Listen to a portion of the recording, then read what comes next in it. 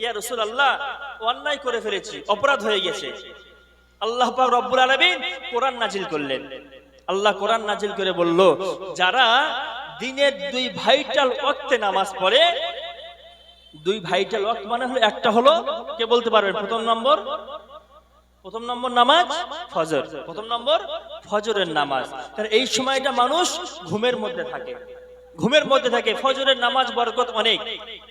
একটা হাদিস শরীফের মধ্যে সে রাসূলুল্লাহ বলেছেন যে ফজর নামাজের যে কি বরকত, কেউ যদি জানতো, কোন মানুষ যদি অসুস্থ হতো, তারা হামাগুড়ি খেতে ফজরের নামাজে এসে উপস্থিত হয়ে যেত। এত পরিমাণ আপনার নামাজে বরকত ফজরের নামাজে। তো ওই যে বললেন দিনের দুই অংশে নামাজ, একটা হলো ফজরের নামাজ, দুই নম্বর হলো আসরের নামাজ। এই যে আসরের নামাজটা আপনার এই সময়টা মানুষ বাজার ঘাটে যেতে ব্যস্ত হয়ে যায়, যুবক ভাইরা খেলাধুলো করতে ব্যস্ত হয়ে যায় কি যায় না? যায়। যুবক ভাইরা খেলাধুলো করতে ব্যস্ত হয়ে যায় আসরের টাইমে। আপনার দেখবেন যারা কর্মব্যস্ত মানুষ, ওরা ওই সময় বাজার ঘাটে চলে যায়, বাজার ঘাট করতে, প্রয়োজনীয় দরকারপত্র মেটানোর জন্য বাজার ঘাটে চলে যায়। আল্লাহ রাসূল সাল্লাল্লাহু আলাইহি ওয়াসাল্লাম বললেন, এই দুই অংশ যে নামাজ পড়বে, আল্লাহ এদের বরকত বেশি পরিমাণ দেবেন। বলুন সুবহানাল্লাহ। আরো একটাবার মহব্বত করে বলুন সুবহানাল্লাহ। আমি আপনাকে 5টা হাদিস শোনালাম নামাজ সম্পর্কে, 5টা হাদিস আপনাকে শুনিয়েছি। এরপরে আমি আরেকটা হাদিস আপনাকে শোনাই, নামাজ সম্পর্কে আরেকটা হাদিস আমি আপনাকে শোনাই। যদি আপনি নামাজ পড়েন কিন্তু অন্যায় করে ফেলেছে, দেখবেন কোন মুসল্লি যদি অপরাধ করে ফেলে, 5 ওয়াক্ত নামাজ পড়ে, এখন যদি কোনো ভুল করে, গ্রামের মানুষ তাকে বলে যে তুই 5 ওয়াক্ত নামাজ পড়িস, এরপরেও তুই এই কাজটা করলি কেন? বলে কি বলে না? বলেন। আসলে ওনার জানা নেই এইটা নামাজ পড়ছে 5 ওয়াক্ত নামাজ, এই যে নামাজটা পড়ছে, এই নামাজ পড়ার জন্য ও যে ভুল করছে, আল্লাহ ওর ভুলটা ক্ষমা করবেন। বলুন সুবহানাল্লাহ। আরো মহব্বত করে বলুন সুবহানাল্লাহ। আর যে আঙ্গুল তুলে বলতেছে যে তুই নামাজ পড়িস, তুই ভুল কাজ করলি কেন, সে তো নামাজও পড়ে না, আঙ্গুল তুলতো ছাড়ে না। আমার প্রিয় ভাইরা, 6 নম্বর হাদিস শরীফের বর্ণনা, আমি আপনাকে 6 নম্বর হাদিস শরীফের বর্ণনা শোনাই। আল্লাহ নবী সাল্লাল্লাহু আলাইহি ওয়াসাল্লাম, বিশ্ব নবী আমরা জানিয়েছেন, আল্লাহ নবী আমরা জানিয়েছেন, হযরত আনাস থেকে বর্ণিত, তিনি বলেন যা রাজুলুন, একজন ব্যক্তি আসলো। 6 নম্বর হাদিস আমি আপনাকে শোনাই।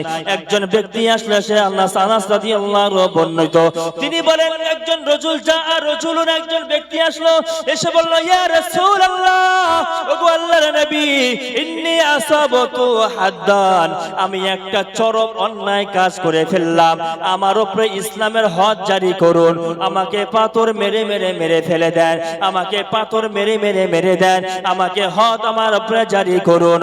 ওই নবী বর্ণনা করেন, ক্বালা লা ইউসআলু আনহু, বিশ্ব নবী ওকে কিছু জিজ্ঞাসা করলেন না, আল্লাহর নবী তাকে কিছু জিজ্ঞাসা করলেন না, রাবি হযরত আনাস রাদিয়াল্লাহু আনহু বর্ণনা করেন, আল্লাহর নবী সাহাবী হযরত আনাস বর্ণনা করেন, হযরতুস সালাত, নামাজে রক্ত যখন হয়ে গেল, আল্লাহর নবী নামাজ পড়লেন, ওয়া সাল্লামা রাসূলুল্লাহি সাল্লাল্লাহু আলাইহি ওয়াসাল্লাম, ওই ব্যক্তিটা আল্লাহর নবীর সঙ্গে নামাজ পড়লেন।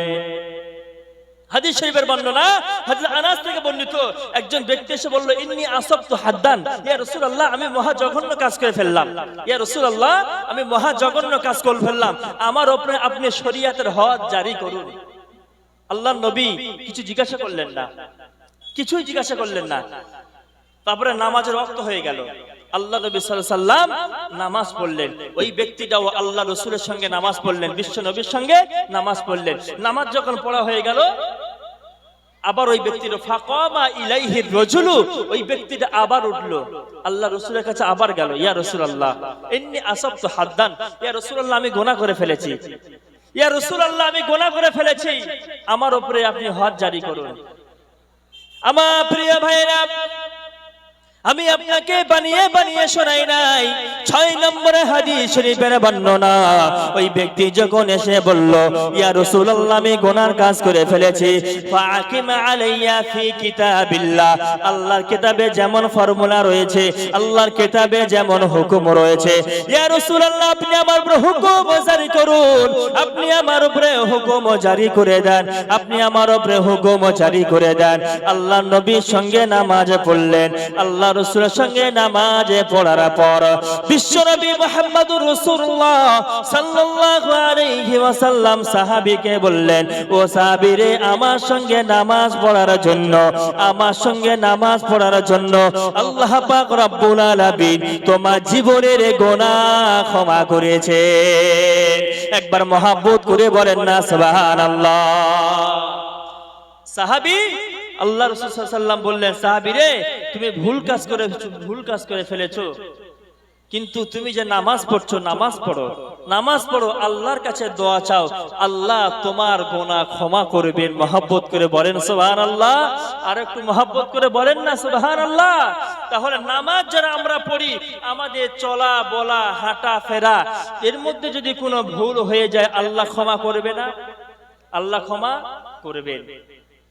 এরপরে আল্লাহ রাসূল সাল্লাল্লাহু আলাইহি ওয়াসাল্লাম বললেন, আল্লাহ নবী কি বললেন, যে এই যে পৃথিবীর জমিনে মানুষ রয়েছে অনেক শ্রেণীর, পৃথিবীর জমিনে অনেক শ্রেণীর মানুষ রয়েছে। কিছু মানুষ রয়েছে আপনার যারা হলো নামাজ শরিয়াত মেনে চলে। এখন দেখেন, আমি যদি হঠাৎ করে একজনকে বলি কাফের, ও আমার উপর রেগে যাবে কি যাবে না? আমি যদি হঠাৎ করে একজনকে বলি ও কাফের, আমার উপর রেগে বিয়ারি, প্রচন্ড রেগে যাবে আমার উপরে।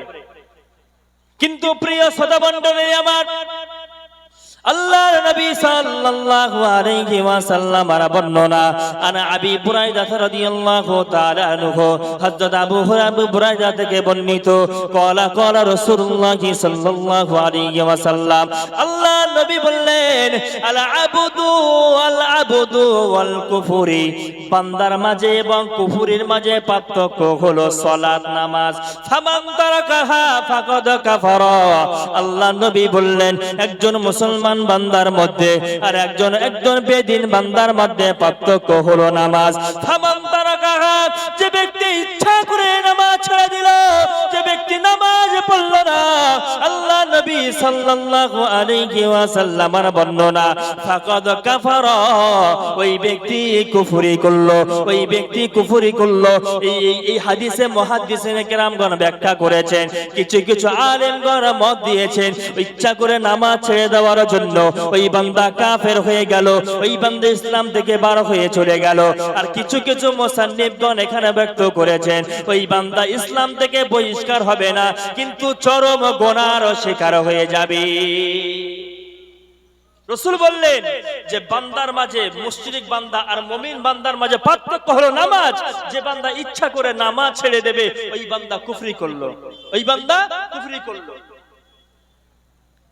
আমার প্রিয় শ্রোতামণ্ডলী, 8 নম্বর হাদিস শরীফের বর্ণনা, আল্লাহর নবী বলেন, আল আহাদু বাইনানা ওয়া বাইনাহুম, আল্লাহর নবী বললেন, আল আহাদু বাইনানা ওয়া বাইনাহুম, আমাদের মাঝে আর মুশরিকদের মাঝে অঙ্গীকার হলো সালাত, নামাজ।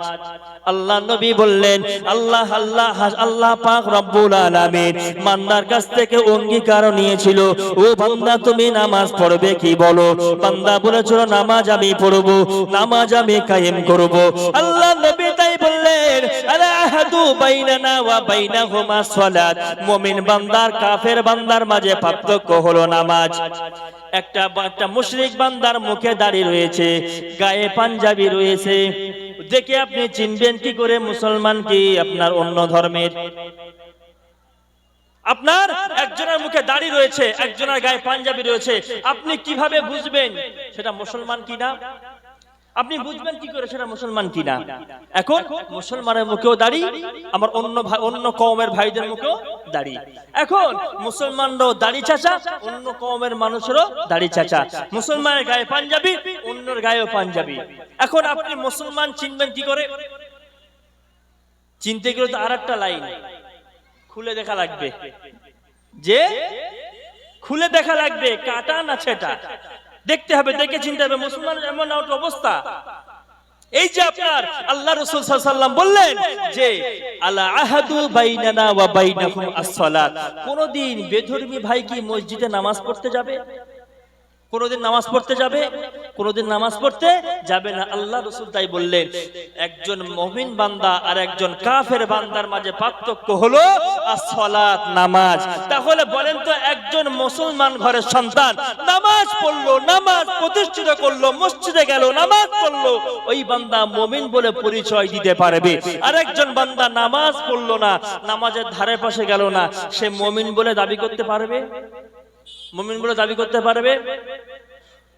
মুমিন বলে দাবি করতে সে কখনোই পারবে না, কারণ মুমিন বলে দাবি করার জন্য যে হকটা লাগে সেই হকটা তার মধ্যে নেই। প্রিয় শ্রোতামণ্ডলী আমার, গভীরভাবে শ্রবণ করবেন, মনোযোগ দিয়ে শুনবেন। 9 নম্বর হাদিস শরীফের বর্ণনা আমি আপনাকে শোনাই। 9 নম্বর হাদিস শরীফের বর্ণনা, আল্লাহ নবী সাল্লাল্লাহু আলাইহি ওয়াসাল্লাম বললেন, সমাজের বুকে সন্তানেরা নামাজ পড়ে না, ছেলে মেয়েরা নামাজ পড়ে না। ওই জন্য রাসূলুল্লাহ সাল্লাল্লাহু আলাইহি ওয়াসাল্লাম শিক্ষা দিলেন কিভাবে তোমার সন্তানকে নামাজ পড়তে বলবে, কিভাবে তোমার সন্তানকে নামাজ পড়ার জন্য তাগিদ দেবে। আল্লাহ নবী বললেন, বিশ্ব নবী মুহাম্মদুর রাসূলুল্লাহ সাল্লাল্লাহু আলাইহি ওয়াসাল্লাম বললেন, মুরু আওলাদাকুম বিসসালাতি ওয়া হুম আবনাউ সাবঈ সিনিন। আল্লাহ নবী বললেন, তোমাদের ঘরের সন্তানেরা যখন তাদের 7 বছর বয়স হয়ে যাবে, 7 ইয়ার্স যখন হবে, 7 বছর বয়স যখন হয়ে যাবে, 7 বছর যখন বয়স হয়ে যাবে, আল্লাহ নবী বললেন, তোমরা তোমাদের সন্তানদের নামাজের জন্য আদেশ দেবে, নামাজ পড়ার জন্য হুকুম তোমরা দিয়ে দেবে। সন্তানের বয়স যখন হবে 7, নামাজ পড়ার জন্য তাকে হুকুম দিয়ে দেবে। আল্লাহ নবী বললেন, 7 বছর যখন পার হয়ে চলে গেল, ওহুমা বনাউ আশার, ও যখন 10 বছরে পৌঁছে গেল, আল্লাহ নবী বললেন, ও আমার সাহাবারা, ও আমার উম্মতেরা, তোমাদের সন্তানদের যখন 10 বছর হয়ে যাবে, তোমাদের সন্তান যখন 10 বছর হয়ে যাবে, নামাজ না পড়লে ফাদরিবুহুম, তাদেরকে ধরে মারো নামাজে পড়ার জন্য। আল্লাহ নবী বললেন, তোমাদের সন্তানদের যখন 7 বছর বয়স হবে, 7 বছর 7 ইয়ার্স, 7 বছর যখন বয়স হবে, রাসূল সাল্লাল্লাহু আলাইহি ওয়াসাল্লাম বললেন যে তোমরা তখন তোমাদের বাচ্চাদের নামাজ পড়ার জন্য আদেশ দাও। কিসের জন্য? জোরে বলেন, কিসের জন্য? নামাজ পড়ার জন্য। ক বছর? 7 বছর। রাসূল বললেন, 7 বছর যখন ক্রস করে 10 বছরে পা দেবে, সে যদি নামাজ না পড়ে ফাদরিবুহুম, তাদের ধরে মারো। নবীজি বললেন, সে যদি 7 বছর পার হয়ে যাওয়ার পরে নামাজ না পড়ে, তাকে ধরে মারো। একটু আপনাদের কাছে আমার দাবি, একটু বুকে হাত দিয়ে বলেন দিন, কটা গার্জিয়ান এখানে রয়েছেন 7 বছর হলে ছেলের নামাজের কথা বলেছেন? বুকে হাত দিয়ে বলবেন, বলেছেন কেউ? খুবই কম পাওয়া যাবে। রাসূল বললেন, 10 বছর না হলে, 10 বছর না হলে ছেড়ে দাও। 10 বছর যখন তার হয়ে যাবে, ছেলে হোক বা মেয়ে হোক, তাকে নামাজ না পড়লে তাকে ধরে মারবে। কিন্তু আমরা ছেলে ভক্তির নামে ছেলেকে ক্ষতি করি। ঘুমিয়ে রয়েছে ছেলে, আব্বাজি ডাকছে নামাজ পড়ার জন্য, মা বলছে থাক, ঠান্ডার সময় শীতের রাতে ছেলেরা ডাকতে হবে না নামাজ পড়ার জন্য। ওই মাটা সন্তানকে ক্ষতি করলো না উপকার করলো? ক্ষতি করলো, ক্ষতি করে দিল। কারণ রাসূলুল্লাহ সাল্লাল্লাহু আলাইহি ওয়াসাল্লাম স্বয়ং বলেছে যে তোমাদের সন্তানদেরকে আদেশ করো, যাদের যখন তাদের বয়স হয়, যখন তাদের বয়স হয়ে যায় কত, 7 বছর হলে তুমি তখন তার আদেশ দাও নামাজ পড়ার জন্য। না পড়লে 7 বছর থেকে নামাজ পড়তে পড়তে ওই বান্দা আপনার নামাজ পড়া কিছু হলেও শিখে যাবে। এরপরে আপনার যখন বয়স হয়ে যাবে 10 বছর, নামাজ না পড়লে রাসূল বললেন মারো। শুধু মারো তাই না, আল্লাহ রাসূল আরো জানালেন যে নামাজ পড়ার সঙ্গে সঙ্গে ওকে দ্বীনি তালিম ও অলরেডি শিখে যাবে, ও দ্বীনে তালিম শিখে যাবে, দ্বীনে তালিম ও পেয়ে যাবে। কিন্তু আফসোসের বিষয় হলো এটা, আমরা সন্তান ভক্তির নামে সন্তানকে ছেড়ে দেয় আমি খারাপ পথে, আমার সন্তান খারাপ পথে চলে যায়, আমার সন্তান জুয়ার আড্ডায় চলে যায়, আমার সন্তান চাষের আড্ডায় চলে যায়, আমার সন্তান পরচর্চা পরনিন্দা করতে ব্যস্ত আছে। আমি বাপ মা হয়ে আমি সহ্য করে নিচ্ছি, কিছুই বলিনি। কিন্তু ওই সন্তানটা যদি 10 বছর বয়স থেকে নামাজ পড়তো, তাহলে সে কি বেগড়া মারতো? বেগড়া মারতো বলে মনে হয়? বেগড়া মারতো না। আমি ছেলেকে আদর দিয়ে বাঁদর তৈরি করলাম, আর বাঁদর যখন হয়ে গেল তিরিং করে লাফ মেরে বাপ মায়ের মাথায় উঠলো। এখন ছেলে যদি তুমি ঠ্যাং ধরে টানো, ছেলে কি আর নামবে? বাঁদর আদর দিয়ে বাঁদর তৈরি করেছে, মাথায় উঠে গেছে। তুমি যতই ঠ্যাং ধরে নিচে লাভো, তুমি লোকের সঙ্গে বিচার দিচ্ছ, লোকের সঙ্গে বলে বেড়াচ্ছ, আর ভাই বলো না, বু বলিসনি ছেলে একটা এমন মানুষ করলাম, ছেলের জন্য মান সম্মান সব শেষ। আর কেন? ছেলে এখানে ওই করছে, ওখানে ওই করছে, ওখানে সেই করছে। ছেলের বয়স তখন 22, 23, 25, 30 ছেলের বয়স। আচ্ছা, ছোটবেলায় যদি আমার ভিতটা বেঁকে যায়, ওই ভিত সোজা করতে কষ্ট হবেই। ছোটবেলায় যদি আমার ভিতটা আমি বেঁকিয়ে ফেলি, ছোটবেলায় যদি আমি আমার ভিতটা বাঁকিয়ে ফেলি, ছোটবেলায় যদি আমি আমার ভিতটা গড়বড় করে ফেলি, আমার গোটা লাইফটাই চলবে গড়বড়ের পথে। আর বাপ মা হয়ে এর একটা দায়ভারতা নিতে হবে। কারণ রাসূলুল্লাহ সাল্লাল্লাহু আলাইহি ওয়াসাল্লাম স্বয়ং বলেছেন, আল্লাহ রাসূল জানিয়েছেন, সন্তানদের আদেশ করো 7 বছর হলে, 7 বছর যখন হয়ে যাবে তখন কি করবে? 10 বছর বয়সে যখন পড়ে যাবে, নামাজ না পড়লে তখন তাকে ধরে প্রহার করতে শুরু করো, তখন তাকে মারো। 10 বছর হয়ে গেলে নামাজ পড়ছে না, তাকে নামাজ পড়ার জন্য তাগিদ দাও, বলো 10 বছর হয়ে গেলে মারধর করো। কিন্তু আমাদের সমাজে এটা বড্ড অভাব, আমাদের সমাজে দেখা যায় না আমাদের সমাজের মধ্যে। প্রিয় শ্রোতা মণ্ডলী আমার, আমি আপনাকে বোঝাতে চাই এটাই, আমি আপনাকে এটাই বলতে চাই যে পরিবর্তন হন। আপনি নামাজ পড়ুন, আপনি নামাজ পড়লে, আপনি যখন নামাজ পড়বেন দেখবেন, আপনি যখন নামাজ পড়বেন আপনার পরিবারটা শান্তিময় হবে। আপনি নামাজ পড়ছেন, আপনার ছেলেটা নামাজ পড়ছে, আপনার মেয়েটা নামাজ পড়ছে, আপনার স্ত্রীটা নামাজ পড়ছে, একটা গোটা পরিবার যখন নামাজি হবে, একটা গোটা পরিবার যখন সালাত কায়েমকারী হবে, ওই বাড়িতে আল্লাহর রহমত এমনিতেই ঝরবে। বলুন সুবহানাল্লাহ। কিন্তু আমরা তো ভোলা, আমরা তো আমল করি না, আমরা তো মানি না, আমরা তো মানার চেষ্টাও করি না, আমরা বিন্দু মাত্র মানার চেষ্টাও করি না। মানুষরা, বক্তারা এত পরিমাণ বলে, তাও মানুষের কোনো হেদায়েত হয় না। আমার প্রিয় শ্রোতা মণ্ডলী, আমি আপনাকে শোনাই, আল্লাহ নবী সাল্লাল্লাহু আলাইহি ওয়াসাল্লাম জানিয়েছেন, আল্লাহ নবী জানিয়েছেন 9 নম্বর পরে 10 নম্বর হাদিস আমি আপনাকে শোনাই। 10 নম্বর হাদিস আমি আপনাকে শোনাই।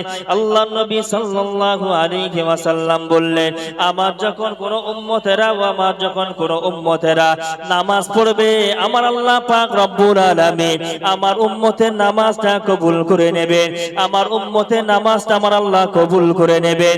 এই পরে আমরা একটা হাদিস শোনাই, আল্লাহ নবী সাল্লাল্লাহু আলাইহি ওয়াসাল্লাম আর হাদিস, আন উবাদাহ ইবনে সামিত রাদিয়াল্লাহু তাআলা, হযরত উবাদাহ ইবনে সামিত থেকে বর্ণিত, ক্বালা রাসূলুল্লাহ সাল্লাল্লাহু আলাইহি ওয়াসাল্লাম, আল্লাহ নবী বললেন, খামসু সালাওয়াত